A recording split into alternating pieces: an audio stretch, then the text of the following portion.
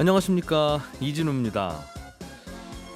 혹시 운전하시는 분들은 요즘 차에 기름 넣으면서 유가가 꽤 올랐구나 하는 걸 느끼실지도 모르겠습니다. 요즘 국제 유가가 1년 전만 해도 배럴당 $20 정도에 왔다 갔다 거래가 되던 것이었는데 최근에는 배럴당 $70에 육박하는 수준까지 오르고 있습니다. 경기 회복에 대한 기대감이 점점 커지고 또 중동에서 분쟁이 새로운 변수로 떠오르고 있기도 하고 유가가 여러 가지 오를 압력이 있다는 건데요. 그래서 올해 유가가 배럴당 $80까지 갈 거라는 예상도 나오고 있습니다. 유가가 우리 경제에 영향을 많이 미친다는 건 아실 텐데 최근에는 또 유가가 금리에 영향을 주고 물가에 영향을 주고 하면서 주식시장에도 꽤 중요한 변수가 되고 있어서요. 오늘은 유가와 관련한 이런저런 궁금증들 한번 좀 풀어보겠습니다. 3월 10일 수요일 손에 잡힌 경제 광고 듣고 바로 돌아오겠습니다. 네, 경제 뉴스들 챙겨보겠습니다. 오늘은 김치형 경제뉴스 큐레이터 김큐 나오셨어요. 어서 오세요. 네, 안녕하세요.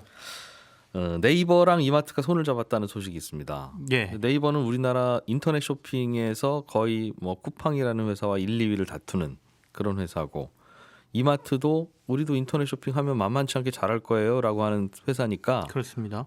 서로 경쟁자인데 네. 지분을 서로 맞교환했어요. 이른바 피를 섞는다 이렇게 얘기를 하거든요. 예. 그냥 우리 사업 같이 하자 하고 동업을 하는 건 의미가 다르지 않습니까? 그러니까 돈을 같이 대고 뭔가를 같이 하는 건 다르기 때문에 예. 지분을 섞는다는 거는 돈을 같이 댄다는 의미하고 비슷하거든요. 근데 아직 지분 맞교환이 일어난 건 아니고요. 지금 다음 주쯤 아마 이 맞교환에 관련된 뉴스가 나올 것이다 이렇게 언론들이 보도를 하고 있습니다. 예. 일단은 말씀하신 것처럼 쇼핑 쪽을 네이버가 굉장히 강화하겠다라는 포석을 지금 밝히는 것 같고요. 2,500억 규모로 양사의 지분 교환이 이루어질 것이다 이렇게 IB 업계가 얘기를 하고 있다라고 언론은 보도하고 있는데요. 예. 큰 틀에서의 합의는 이룬 상태고 세부 사항을 놓고 막바지 협상을 진행 중이다라고 알려지고 있고, 이마트가 운영 중인 아까 말씀하신 온라인 쇼핑 예. ssg.com이라고 하죠. 쓱이라고 얘기를 하는데 예. 이 쓱의 배송 시스템 도입하고 네이버가 작년에 이미 CJ 대한통운하고 지분 맞교환을 한 바가 있거든요. 여기하고의 협업도 같이 구상을 하고 있다라고 알려지고 있는데 네이버는 지난해 10월에 CJ 계열사들과 6천억 원 규모의 지분 교환을 한 바가 있습니다. 3천억 원 CJ 대한통운하고 했고요. 그리고 CJ E&M 스튜디오 드래곤이라는 컨텐츠 만드는 회사하고도 예. 1,500억 원씩의 주식 교환을 한 바가 있습니다. 이때도 이 두 회사가 주식 교환 왜 했나 하고 설왕설래가 좀 있었죠. 네네. 그때는 뭔가 좀 설명이 됐었어요. CJ에서 네네. 이런저런 콘텐츠 만드니까 그거를 네이버가 사다가 팔면 네이버 TV니 뭐니 이런 앞으로 사업할 때 도움이 되긴 하겠네. 이제 이런 생각 잠깐 했었고, 네이버 쇼핑은 일단은 배송을 쇼핑하는 그 쇼핑몰 만든 상인들이 알아서 하는 시스템이라서 네. 그보다는 그냥 상인들은 물건만 갖다가 잘 온라인에 진열만 해주시고 나머지 배송 반품 이런 것도 다 네이버가 해드릴게요 이렇게 하려나 보다. 이걸 풀필먼트라고 한다면서요? 그렇죠. 물류 일괄 대행 서비스라고 하거든요. 그러니까 CJ 대한통운하고 할 때는 풀필먼트, 네. 쇼핑 쪽에는 확실히 배송과 이런 부분을 챙기겠다라는 게 눈에 들어왔고요. 예.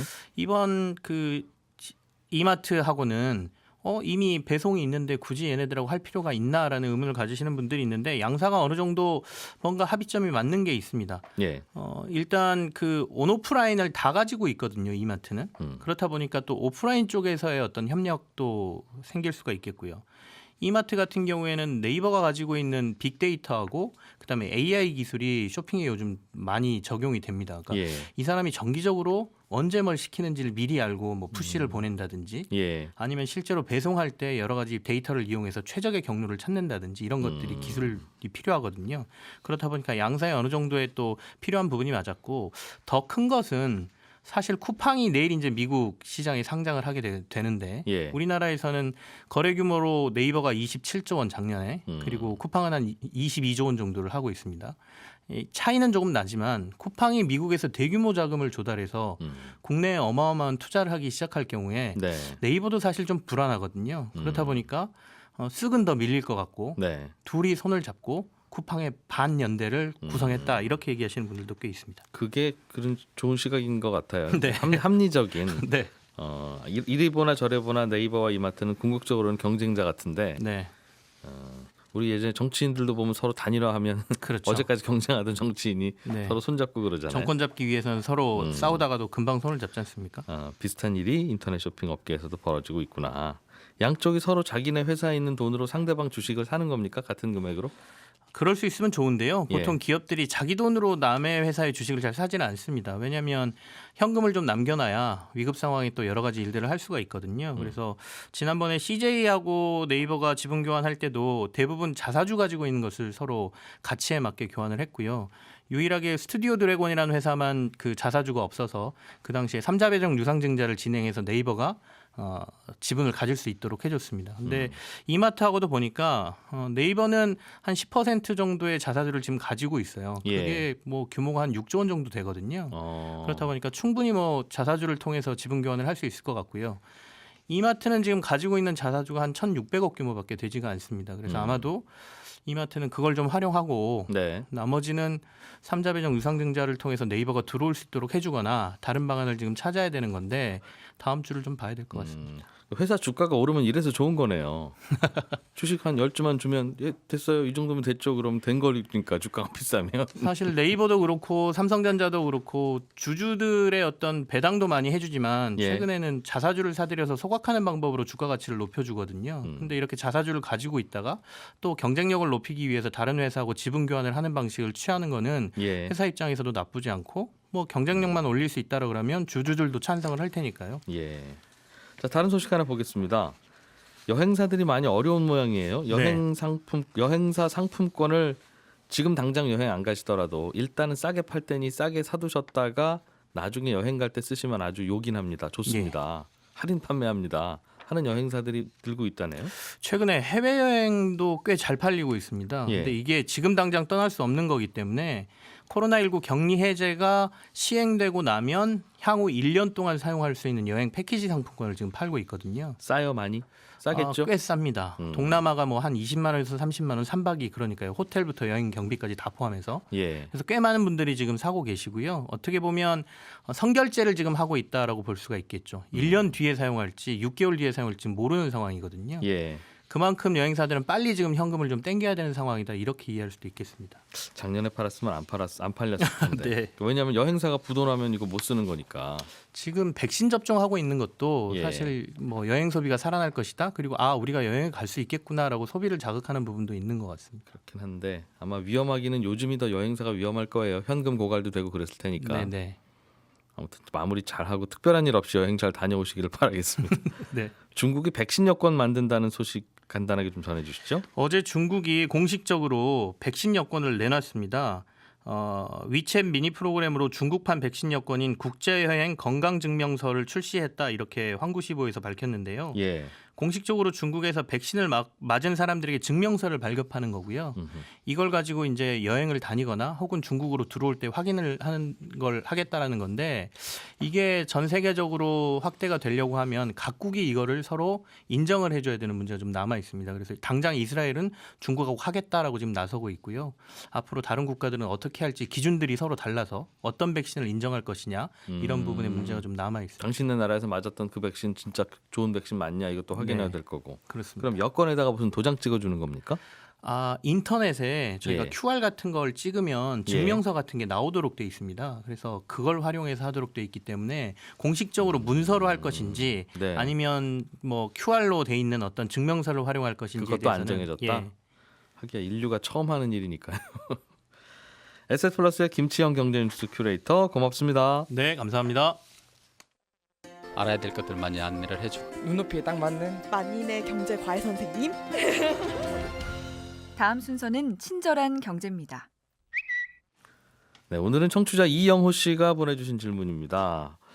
주식시장에 상장한 회사는 상장을 할 때 일단 투자자들한테 주식을 팔아서 자금을 조달한다는 이야기는 들었는데 그 이후에도 주가가 오르면 회사한테 좋은 게 뭐가 있습니까? 왜 자꾸 주가를 올라가기를 원하는 거죠? 이런 질문을 주셨습니다. 어떤 회사가 주가가 오르면 주식 갖고 있는 투자자들이야 돈 버니까 좋은 일인데 투자자들 말고 그 회사 자체는 주가가 오르면 뭐가 도움되냐 이게 궁금하셨던 건데요. 공식적인 이유는 일단 주가가 오르면 회사가 자금을 유치할 때 주식을 조금만 팔아도 더 많은 자금을 모을 수 있기 때문에 그게 좋아서 주가가 오르길 바랍니다. 그리고 주가가 많이 오르면 다른 회사를 인수하거나 합병할 때 그래도 조금 전에 저희 뉴스 브리핑 시간에 전해드렸듯이 다른 회사 주식과 서로 맞교환할 때도 이제 주식을 조금만 주고 다른 회사 자체를 사오거나 아니면 다른 회사와 손잡거나 할 수가 있겠죠. 그래서 회사 주가가 오른다는 건 연예인으로 치면 출연료 오른다는 뜻이고 뭐 권투 선수로 치면 대전료 파이트머니가 오르는 거하고도 똑같습니다. 그러니까 조금만 일하고도 많은 돈 벌 수 있으니까 남는 시간에 더 다양한 일을 할 수 있겠죠. 비공식적인 이유도 하나 있긴 있는데요. 보통 회사의 대주주는 돈이 필요하면 주식을 담보로 대출을 받아서 돈을 씁니다. 이제 회사에 필요한 돈이기도 하고 뭐 개인적으로 필요한 돈이기도 하고 그래야겠죠. 그런데 주가가 내리면 그 대출해 준 곳에서 담보를 더 가지고 오라고 하거나 아니면 담보 없으면 대출을 갚으라고 하겠죠. 그러면 돈이 없어서 대출 받은 분이니까 이제 주식 팔아서 갚아야 되는데 그럼 대주주가 주식을 팔아? 이 회사는 비전이 없나 보다. 또 이런 소문도 돌고 그러면 주가는 더 내리고 이런 악순환이 생기기 때문에 대주주도 이제 우리 회사 주가가 올라줬으면 하는 그런 바람을 갖는 또 비공식적인 이유도 있습니다. 친절한 경제였습니다. 예, 요즘 국제 유가가 많이 오르고 있습니다. 코로나19에서 좀 벗어나고 경기가 살아나는 듯하니까 유가가 오르는 것까지는 이해가 되는데 코로나 이전 상황보다 더 많이 오르고 있어요. 그래서 유가는 왜 이렇게 오르는지 또 이게 어떤 영향을 줄지 금융시장에도 꽤 중요한 변수가 된다고 해서 한번 여쭤보려고 합니다. SK증권의 이효석 자산전략팀장을 전화로 연결했습니다. 안녕하십니까? 네, 안녕하세요. 유가가 요즘 얼마까지 올랐어요? 어젯밤에는 살짝은 좀 내려주는 것 같긴 합니다만. 네, 뭐 브렌트유 기준으로는 70불 근처까지 갔다가 어제는 67불 정도로 마감이 됐고요. 예. WTI 기준으로는 60불 중반 정도 수준까지 올라왔습니다.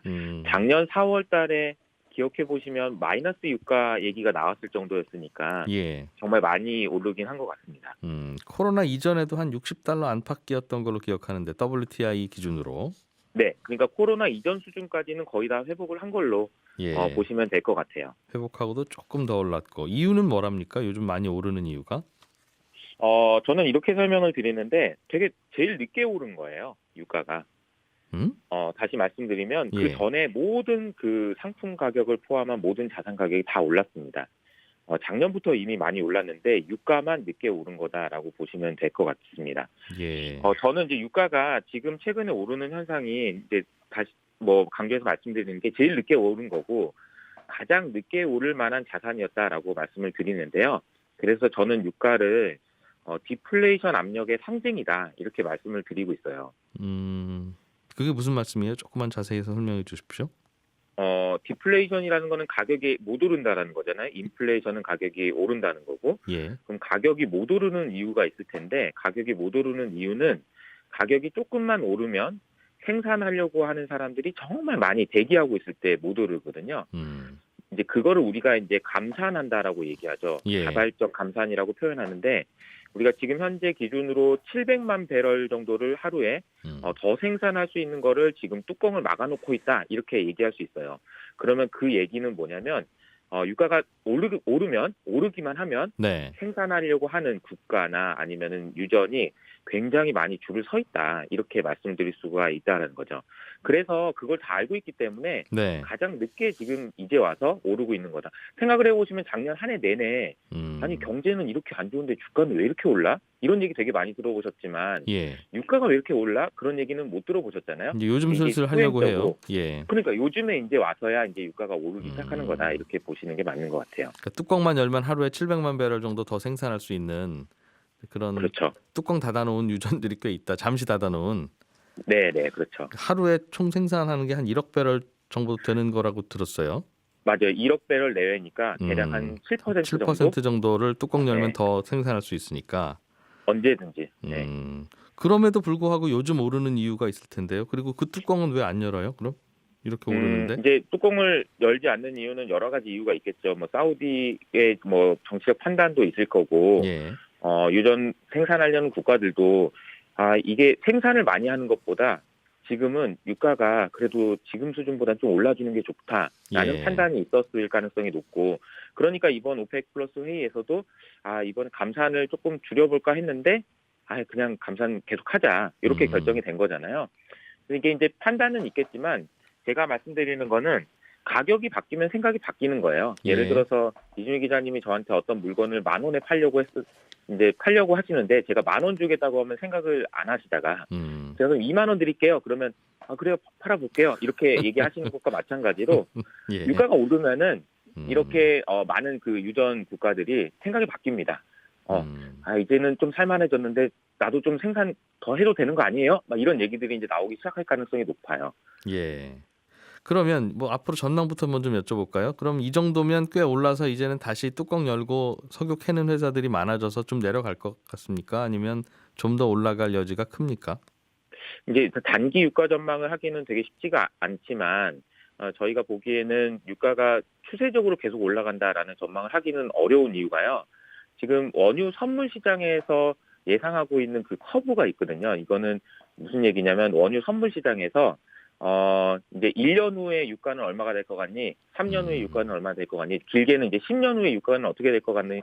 라는 질문을 해서 그 질문에 대한 대답을 점으로 찍어 놓은 게 이제 선물 커브라는 건데요. 서로 내기하고 있다는 거죠. 그 정도 가격이라고. 예. 그렇죠. 너 10년 후에는 유가 얼마에 사고 팔 거야? 이런 거를 지금 가지고 이제 점을 찍어 놨다. 이렇게 보시면 되는데 요 선을 보시면은 계속해서 내려가는 걸로 되어 있습니다. 2030년까지요. 지금 유가보다 더 낮은 수준으로? 네. 지금 유가보다 더 낮은 수준. 예. 정확하게 표현드리면 2030년이 되면 한 50불 정도까지 낮아지는 걸로. 예. 지금 65불이지만. 예. 그 정도로 지금 형성이 돼 있다. 왜냐하면 지금 유가의 원유에 대해서는 누구나도 다 알고 있는 것처럼 친환경으로 넘어가면서 원유에 대한 수요는 계속해서 중장기적으로 줄어들 가능성이 높다라는 생각은 하고 있는 거고요. 네. 앞서 말씀드린 대로 원유를 생산하려고 하는 국가는 지금 너무 줄을 서 있는 정도로 되게 많다라는 게 공급 과잉이 구조적인 공급 과잉이 전혀 해소되지 않았다라는 정도 부담 요인인 거죠. 예. 그래서 물론 이제 장기적인 유가 전망이 이렇게 안 좋다 보면 또 이제 유가를 지금 현재의 유가는 또 올리는 효과도 있습니다. 무슨 말이냐면 장기적으로 이렇게 유가가 안 좋을 거로 생각을 하니까 아무도 투자를 안 하는 거예요. 신규로 유전을 안 파는 겁니다. 그러니까 생산량이 늘어나지도 않아요. 그렇지만 유가가 많이 올라갈 거다라고 전망하는 것도 쉽지 않다. 그래서 저는 완만하게 지금 정도 수준에서 올라가봐야 업사이드는 제한적이지만 좀 예. 오히려 더 추세적으로 하락할 가능성이 좀 높다. 하향 안정될 가능성이 높다. 이렇게 생각하고 있습니다. 길게 보면 네. 올해 단기로는 잘 모르겠고 그거야 뭐 모르는 게 당연하죠. 네, 단기적으로는 여러 가지 요인들이 있어요. 앞서 뭐 소개해 주셨는지 모르겠지만 예멘에서 뭐 사우디를 공격한다는 등 지정학 리스크가 있다는 등 여러 가지 이슈들이 있어서 그런 예. 변동성은 있겠지만 추세적으로는 하락 압력이 좀 더 크다라고 말씀을 드리겠습니다. 요즘 근데 이 유가 올라간 게 금융시장에도 여러 다방면으로 영향을 미치고 있다면서요? 그러니까 제가 서두에 말씀드린 것처럼 유가는 디플레이션 압력의 상징이다. 다시 말하면 가장 늦게 오를 만한 제일 안 좋은 자산이다. 이렇게 말씀을 드렸는데 그럼에도 불구하고 올라간다라는 얘기는 다른 건 얼마나 올랐겠어요. 그러니까 구리 가격 포함해서 여러 가지 커머더티, 그러니까 상품 가격들은 정말 많이 올랐거든요. 그걸 보고 우리는 이제 인플레이션이라고 얘기를 하죠. 그래서 네. 인플레이션이 오게 되면 연준이 지금은 말은 2023년까지 금리를 안 올린다고 얘기를 했지만 이거 금리 올리는 거 아니야? 부터 시작해서 뭐 여러 가지 이야기들이 많이 나올 수 있는 것 같아요. 요즘 주가 흔들흔들하고 그럼 금리도 올라간다고 하고 그런 거에 가장 근본적인 원인, 그러니까 주가 그렇죠. 내려서 싫은 분들 입장에서는 원흉. 그게 그렇죠. 유가라는 뜻입니까? 그러니까 유가가 보여주고 있는 거는 야 인플레이션 압력이 진짜 세구나.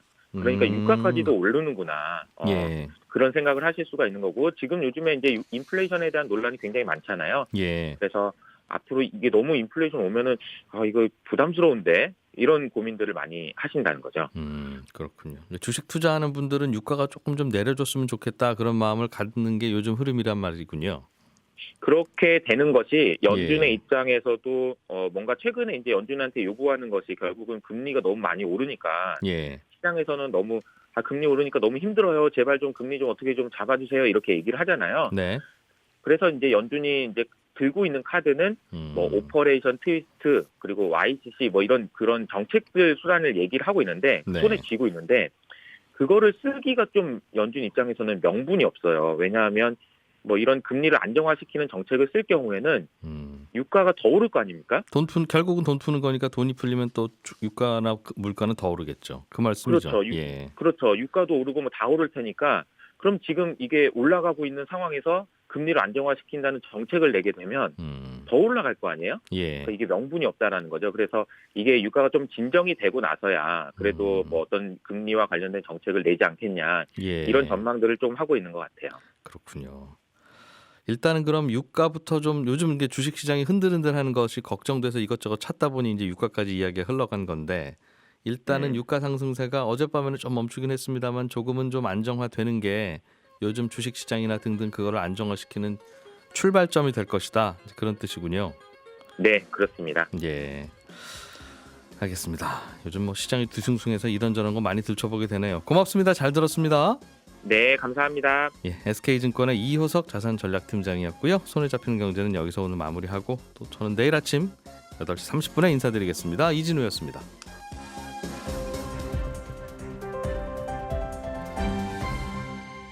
경제를 생각하는 사람들의 즐거운 습관. 이진우의 손에 잡히는 경제.